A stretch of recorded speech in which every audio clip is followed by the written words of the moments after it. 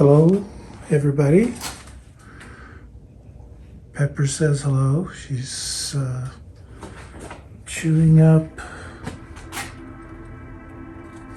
some sandpaper. Maybe it'll dull her teeth. So I took a little break from the El Camino, mostly because of hot summer here in Oklahoma, but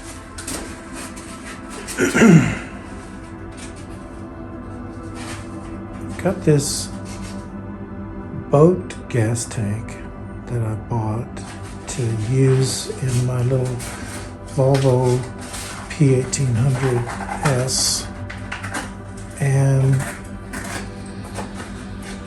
I'm hoping it's gonna work out. I've been modifying it for use.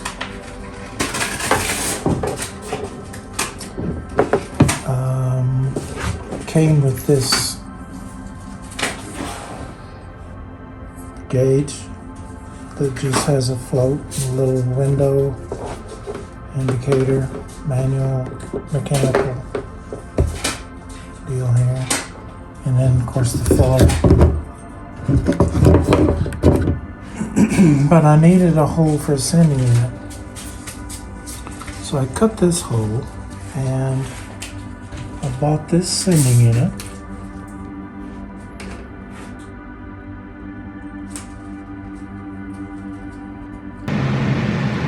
So that sending unit turned out to be a piece of junk. Had the approximate ohm range that I needed for the original Volvo gauge, and the little rheostat, which is just a wound wire inside the little monkey motion for the float, sweeps the little rheostat. That wire was broken in two places, and I'd probably get it, but it was just so flimsy. I went to do one last test on it to make sure I had my float adjusted right before I put it in, and it kept wigging in and out, and I found that the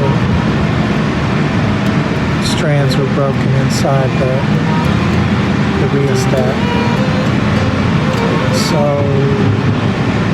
I ordered a Holly LiDAR type gauge. It's part number 19-250 and has the standard 5-bolt hole pattern, I guess. That seems to be a standard for sending units across several different brands. But it's about 2 3/4 inches in diameter. It's got 5 holes, and so it has mixed reviews, mostly good. So I'm going to try it out. It just shoots a laser down inside the tank, and you calibrate it according to however deep the tank is. In my case, it's 8 inches deep. So the laser hits either the bottom of the tank or the fuel level and converts the signal to a ohms range for your existing gauge. So we're going to try that out. I calibrated it on the bench for the 8-inch depth tank, and then I set it at a 1/2 inch for full. And hopefully we'll have to do some more calibration when it's hooked up to the gauge. We'll do that with it in the car, and you'll see it. I don't say much about it, but I tried these new plastic inserts, nut inserts, that you use a special tip on your soldering iron, and you just melt them into the plastic. They're really for 3D printed projects, and they're working out really good. I'm having some fun with it. Okay, got some holes drilled.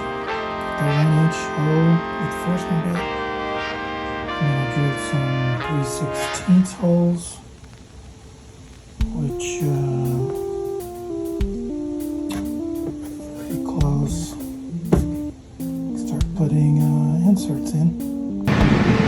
Some of you might have noticed that that's a different hole. The first hole that I drilled for the first sending unit I was going to use fit just fine because it was real thin on top and tucked in up real close to the gas cap.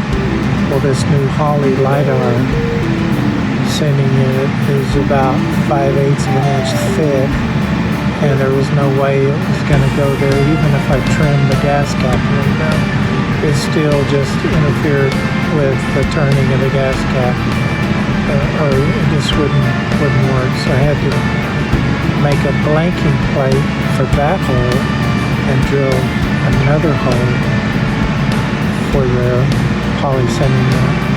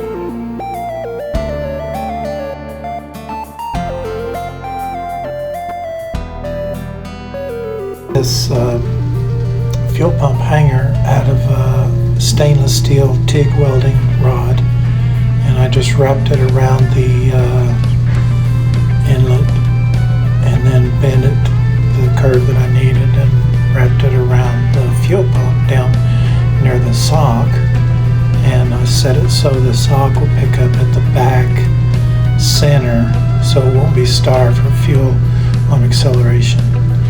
There's no baffles in the tank, so I'll see how that works out. So there it is, all completed with a little blanking plate and what I call a manual fuel gauge, and the Holley LiDAR sending it all ready to go into the car.